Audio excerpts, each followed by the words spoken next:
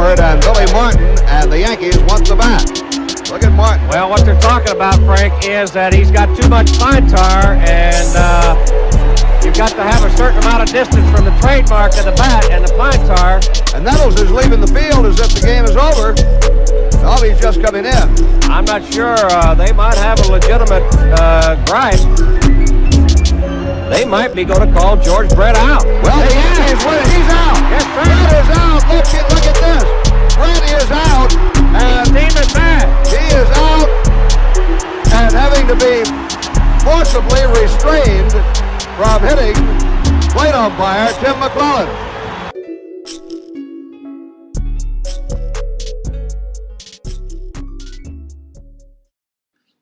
Hello and welcome to a special episode of Too Much Pod Tower, brought to you by the Squirrelcrow. And I'm your host, as always, Alex Keeler. And I'm kind of want to start this thing of doing daily episodes. So this is the first daily episode where I'm going to be breaking down, the big stories of the day, the big series that are starting. So, to start off here, the first big series that's to mention is the Yankees and Astros starting tonight at 7:05. It's gonna be a big series. It's a 4-game series. Yankees have been on fire of late. They just swept the Rays and now are 3.5 games ahead of the Rays in the AL East. The Astros actually just got swept by the Reds, the lowly Reds. That's surprising enough. But, they're still a good team. They're still obviously in first place in the AL West. They're just going to run away with that division. The next closest team is 8.5 games back, the Rangers, which surprisingly the Rangers have been pretty good, and they're actually sitting right now just a game back of the American League, the second wild card in the American League. And then Cleveland is right in front of them, a half game back, and Boston is holding that second wild card right now, 3 games behind Tampa Bay for the first wild card. So that's an update there. But going back to the Astros, they obviously struggle. They've been struggling a little bit. They got swept by the lowly Reds, and they're looking to bounce back here in the series against the Yankees.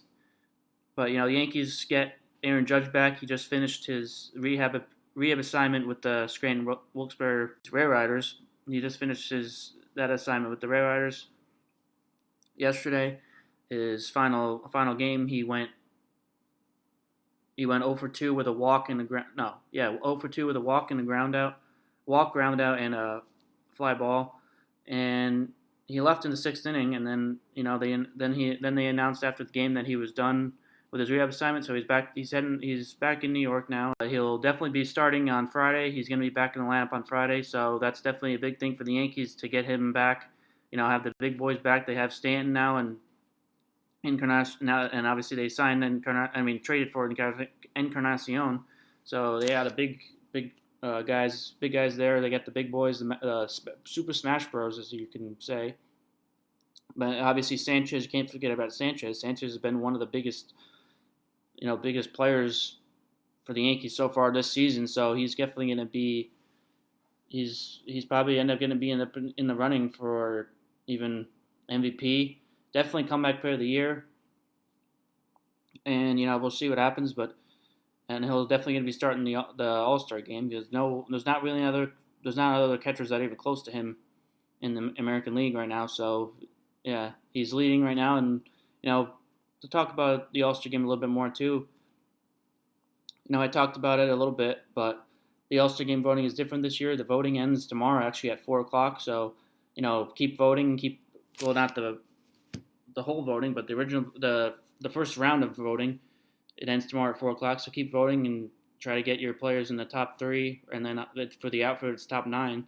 So, because then once that's over, then you vote again for the top 3 for all positions besides outfield, which is top 9. So, yeah, keep voting. And Sanchez right now is leading for catcher. Luke Voit for the Yankees is leading at first. Tommy La Stella is leading at second base for the Angels. Jose Altuve is in second there, and Adrian LeMahieu for the Yankees is in third. And then, the top 3 for catchers is Sanchez, James McCann, Robinson, Trinos. But obviously Sanchez is going to end up winning.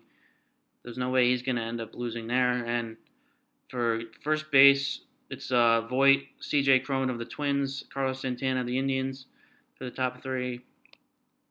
And then going over to shortstop, going over to shortstop here, Jorge Polanco of the Twins is leading, followed by Carlos Correa of the Astros, and then Gleyber Torres of the Yankees. And then you go on to second base, going over to third base, it's Alex Bregman leading for the Astros with over 1 million, and then Gio Urshela of the Yankees is in second with 502,614 votes, so he's way behind Bregman. But, there's a second round of voting, so then or no. But Bregman is probably going to end up winning that for sure, I think. And then Hunter Dozier of the Royals is in third. But then going over to the outfield, Mike Trout, George Springer, Michael Brantley, Austin Meadows, Mookie Betts, Eddie Rosario, Aaron Judge, even though he's been injured, and Joey Gallo of Josh Reddick. That rounds out the top 9. Well, those are the ones that go on to the second round of voting.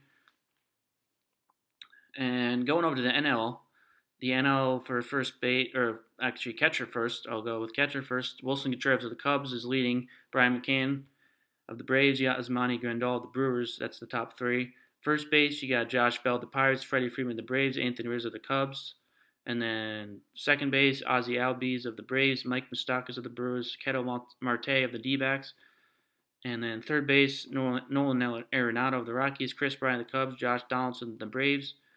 And then shortstop, you got Javi Baez of the Cubs, Dansby Swanson of the Braves, Corey Seager of the Dodgers. And then for the outfield, you got Cody Bellinger of the Dodgers, Christian Yelich of the Brewers. And those are those guys are the top 2 leaders in MVP so far. So Ronald Acuna Jr. of the Braves, Albert Amore Jr.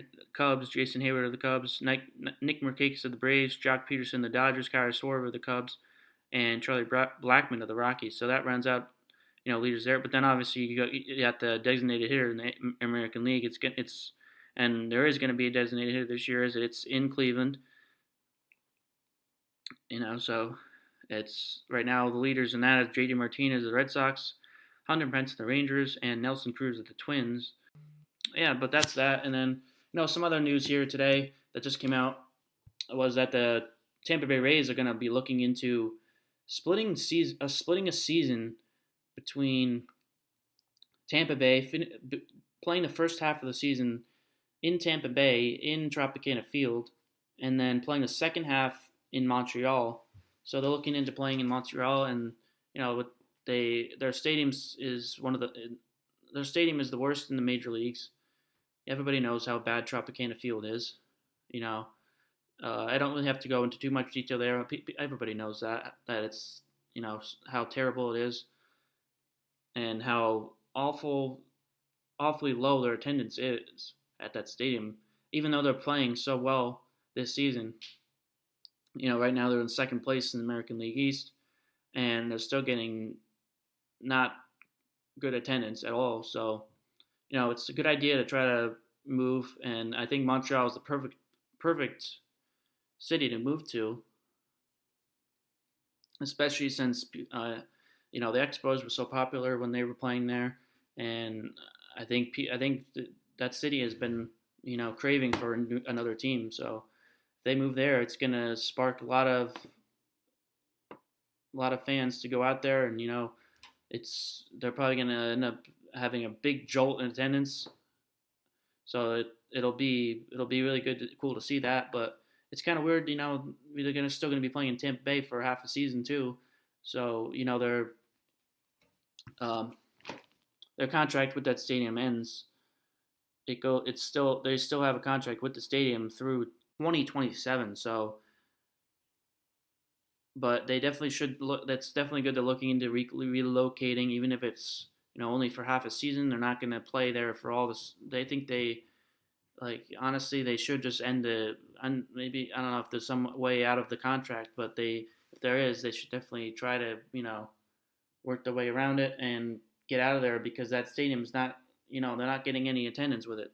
There's no point in trying to still But anyway, Montreal is definitely the perfect location.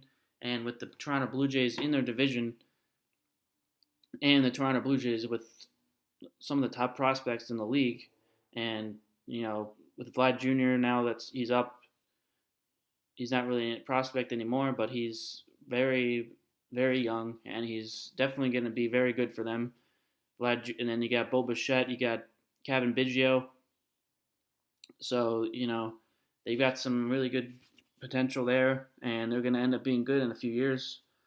And, if the Rays end up moving to Montreal, then that could spark a really, really, even though they're in the same division, they're division rivals, but, it's not really that big of a rivalry, especially since, the Blue Jays haven't been too good for years now, so, and now the Rays are good, but, so I think once the Blue Jays can, once they get all their young guys playing very well, and they get some more pieces there, and, start playing good, then they can have a really good rivalry with the Rays, especially if the Rays move to Montreal, because then it's going to be a Canada rivalry as well, not just division rivalry, not just whatever, but that could end up being one of the best rivalries in baseball, in my opinion, if that ends up happening. So yeah, it'll be exciting to see what happens there, but that'll be probably be a few years down the road though before anything comes official. It'll probably won't officially relocate there for a while. I don't know if it'll be through 2027 that they stay in Tampa Bay. There's no way that that's going to happen. I don't see that happening at all. But yeah, that's that. That just came out today about them looking into that. So stay tuned with that. Any new information about that, we'll try to keep updated. So yeah, we're June 20th now, so it's a little over a month until the trade deadline. So it's going to start heating up here, the hot stove. It's going to be crazy going in to see who's moved, who sells, because earlier I was almost thinking that maybe the Indians would try to sell, but right now they're only a half game back of the second wild card in the American League, so I just don't know if they're going to end up selling. Maybe if they do anything, they might actually end up trying to buy for an outfielder, because they're so close right now. They're not going to win that division. The Twins, I think, the Twins are look pretty. The Twins are looking very good right now. So the only problem with them is their starters. I don't know how good their starters and their bullpen are going to hold up. If they got one more starter, they would be in a really good spot right now. Or if they got an extra arm in their bullpen, they had Keuchel, they had Kimbrel, they had them sitting there. I don't know why they didn't go after them. They could have got one of them, they did go after them, I think, but they didn't. I don't think they pursued as much as they should have, because right now they can go on a losing streak. The Indians, all of a sudden, they can make a move for an outfielder or something. You never know. They can end up catching. I don't know if they'll catch them, but they can get close. But still, and especially the Twins, they're good. They're playing good right now. But once they run into a team in the playoffs like the Yankees or the Astros, somebody like that, they're just gonna hit a brick wall. They can't play at the level as those teams, especially the Yankees. The Yankees are their kryptonite. They've lost to the Yankees so many times, and especially in the playoffs. Looking back, 2017 wild card game, they jumped on the Yankees in that game. They jumped on them. They got a 3-0 lead. Obviously, it was only the first inning, but then the Yankees came back. They tied the game with that.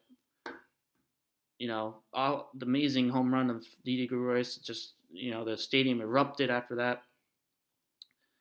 But yeah, then they ended up coming back and winning the game. The Yankees bullpen was phenomenal in that game. After Severino only lasted that first inning, or not even the full first inning. So yeah, but then looking back, 2009, the Yankees played the Twins in the ALDS, and the Twins were so overmatched in that they ended up. I believe they were swept.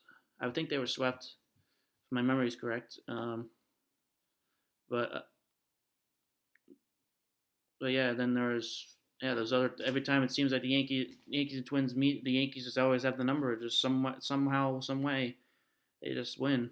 It doesn't matter what's happening, who's better, who seems like they're a better team. It's just the Yankees always seem like a better team, maybe but right now the Twins actually have looked really good, and then they at times this season they've been better than the Yankees, but just I don't the Twins, if they just added one more arm, bullpen or starter, they would have been maybe over that hump. But I just don't think they can now. I don't think they will.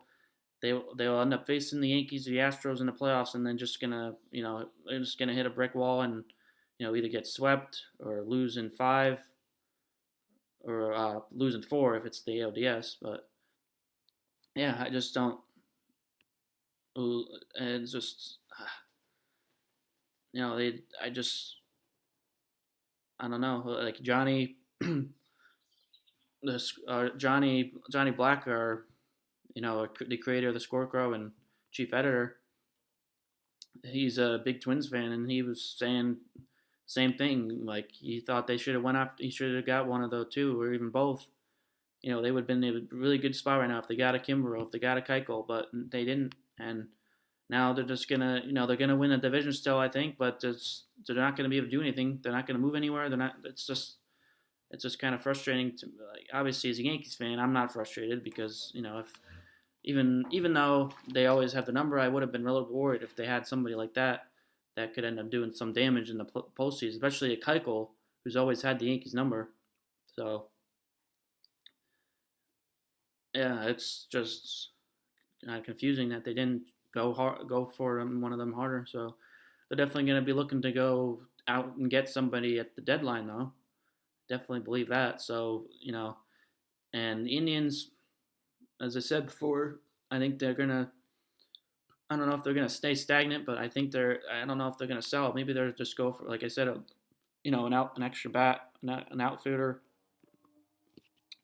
I know obviously I'm talking about the Yankees a lot, but I don't know. Aaron Judge is coming back, so I don't know. We'll see who they end up sending down or whatever. But Cameron Maybin, he's been playing very good for the Yankees, but just they might end up getting rid of him. And he doesn't have options, so they have to DFA him. They can't just send him down. They have to DFA him. He's got to go on waivers, and he's not going to pass through waivers, so they're going to lose him, and he's going to be signed with somebody. The Indians had him, and they gave him up. But maybe if he goes out on waivers again, if he's out there, maybe they'll go after him again and try to get him back because they desperately need an outfielder. They need an extra outfielder there. The other outfielders have not played well this year. They need some more offense. Their offense has been terrible, and I just don't think they're gonna sell because they're still in it. Maybe if they fall way out of it before then, but they're only a half game out with the second wild card. There's no way that I just don't know if they're probably not gonna trade Bauer. I don't see them trading Bauer like right now. The pitching has been solid. If they trade him away, and then they're just gonna fall right off. Maybe if they get an extra bat, or if they just stay stagnant, they'll be all right. They'll still trying to fight for it, but maybe not. I don't know, because if they don't get an extra bat, then they might just fall right off and fall way back. But we'll see what happens. I don't know. It's going to be interesting to see if they end up selling, and some of these teams. It's obvious who the sellers are going to be. It's going obviously Marlins. Marlins are going to, even though they don't really have much to sell, but they do have some. Brian Anderson has been good, so they're probably going to end up trading him. Giants, Bumgarner potentially being traded there. I don't know about anybody else, but Bumgarner is the hot guy, the guy that's been talked about so much, especially to the Yankees. A lot of Yankees fans want him, and we'll see what happens. Maybe he can turn into, a Verlander from a couple years ago when he was on the Tigers. He was kind of fading away, and everybody was saying, "Oh, if he's traded, it's not going to help anybody." But he ended up getting traded, and it wasn't even the deadline. But this year it's different because that's not going to happen. He was traded after the the regular the trade deadline. It was after July 31st, and then the Astros traded for him, and he went on that run. He went on that huge run, especially in the playoffs. The Yankees got killed by him. It was unbelievable how great he pitched there for the Astros, and he's been pitching great too this year. Last year he pitched great. This year he's been pitching great. He's one of the top not MVP, one of the top Cy Young candidates so far. And maybe that can happen to Mad Bum. You never know. And what he's done in the playoffs, how great of a pitcher he has. He was in the playoffs when the Giants won those World Series. He was phenomenal. People say all the time, "Oh, he's not the same pitcher anymore. He's not going to do anything." But you never know. Same thing. People are saying the same shit about Verlander. They said that about Verlander too. He said, "Oh, he's not the same pitcher. I don't know if he should be. Like, he's not going to be this." But then he just went on that run, and now Bumgarner maybe gets traded to a different team. He hasn't been horrible this year either. He's been pretty good, and gets traded to the Yankees or somebody else, gets traded to somewhere else, and just is able to pitch in the postseason again. He's going to go. I just have a feeling that he's going to go on an unbelievable run again. And if the Yankees traded for him, I think that's the last piece they need to get to, go on a World Series run, get that number 28. I just think that's going to happen. I just feel like it's going to happen. I think that's what, if they trade for him, that will happen. But I don't know if they will. We'll see. I think he will be moved, but I just don't know if the Yankees want to throw a big haul at him, especially when he's just a rental. Obviously, it's a rental that, if he goes off, he will be huge, and he'll be huge for the World Series run. But then again, if he doesn't do anything, he's terrible. And trading away big pieces like, a Florial or a Albert Abreu or Devi Garcia or Clint Frazier. Obviously, Clint Frazier, I don't know, him doesn't really have much of a spot on the team anymore. Stanton and Judge are back.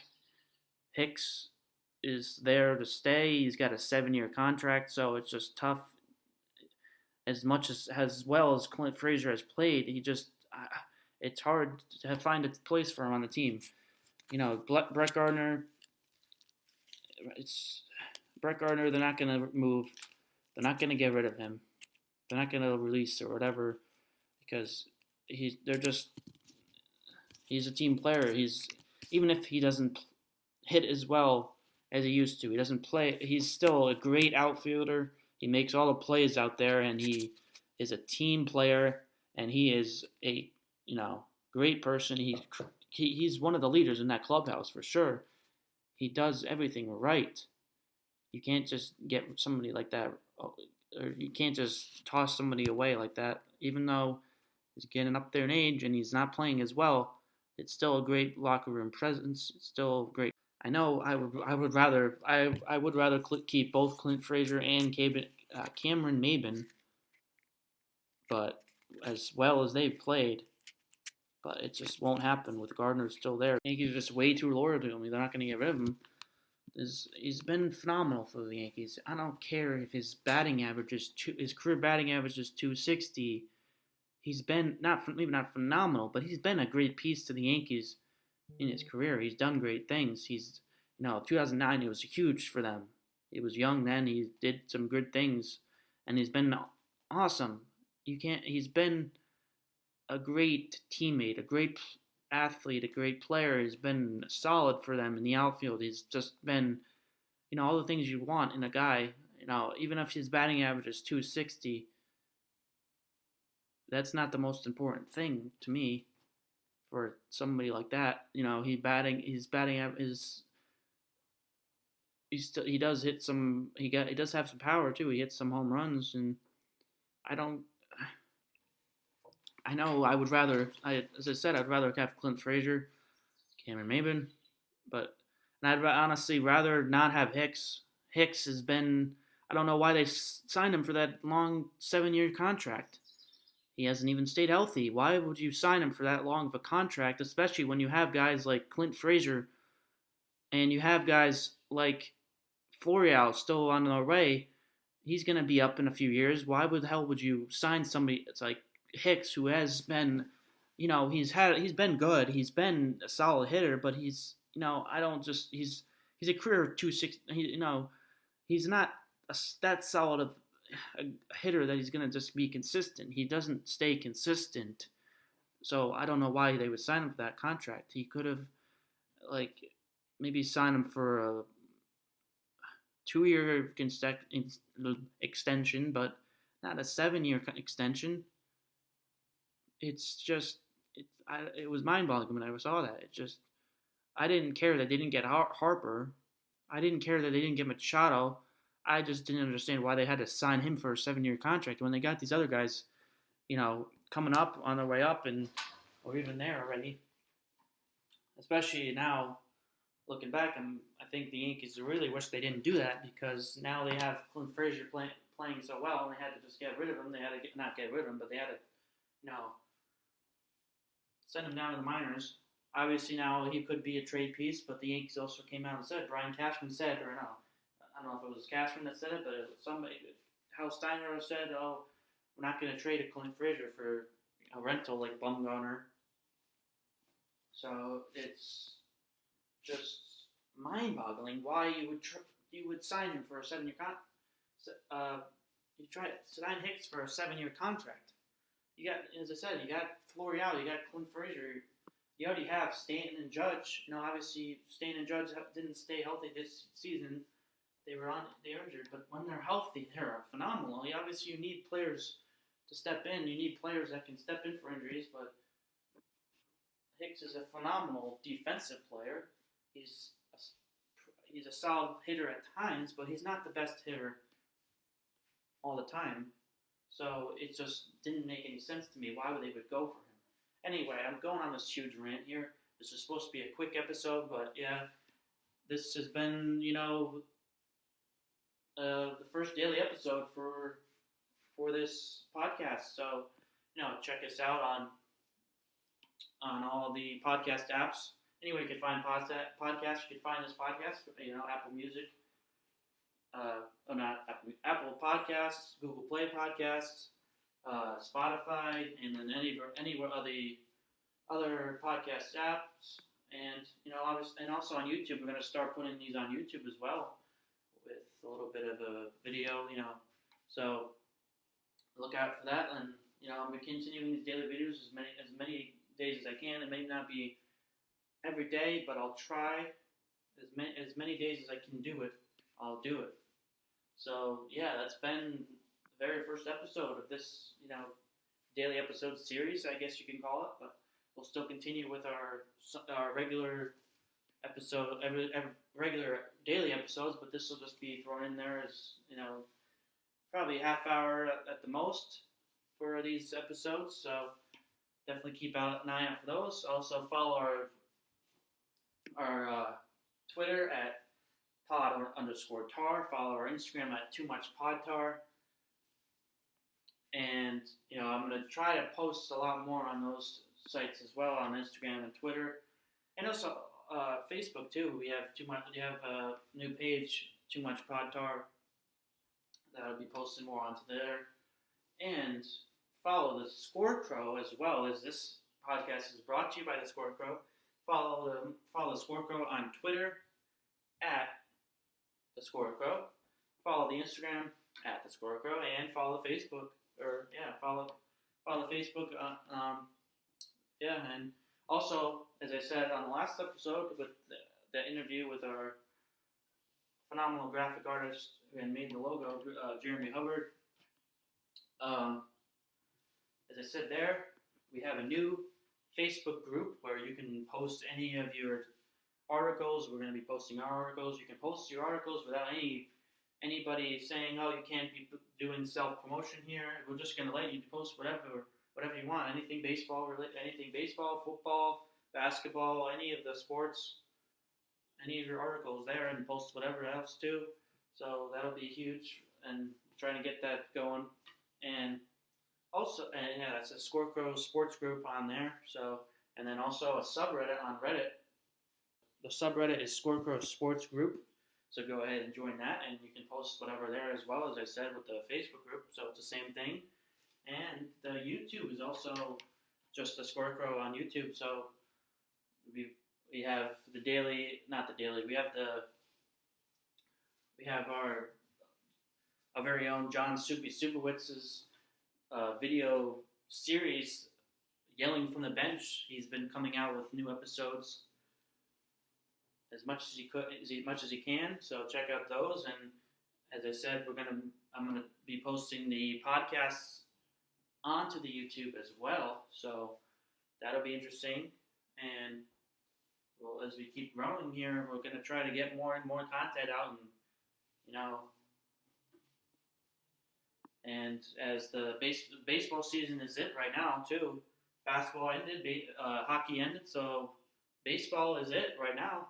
Throughout the summer, it's just going to be baseball until football starts. So it's going to be a couple months. Obviously, football is going to have training camp starting up, so soon, and not too much of the time, but still, it's baseball season is in full swing. It's just that, and we're going to give you some really good content here, and I'm going to be doing these daily episodes, and keep a lookout. And as always, I was your host, Alex Keeler. Follow me on Twitter at Keeler Scorecrow, Kielar Scorecrow, and follow me on Instagram at akeelar2, AKIELAR2. So yeah, that's been the first daily episode. And as a reminder, you can never have too much bad tar